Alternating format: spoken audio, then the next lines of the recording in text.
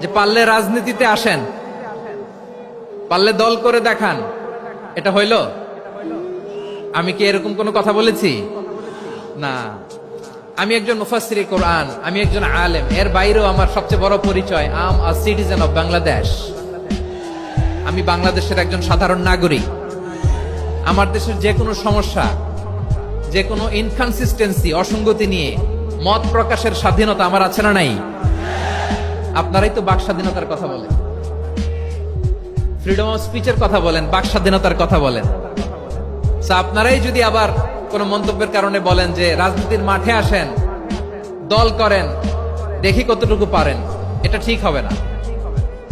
তাই প্রিয় ভাইয়ের, আসুন আমরা দল মত নির্বিশেষে কাঁধে কাঁধ মিলিয়ে সোনার বাংলাদেশ গড়ি, দুর্নীতি মুক্ত বাংলাদেশ গড়ি, যে বাংলাদেশের জন্য রক্ত দিয়েছে আবু সাইদ,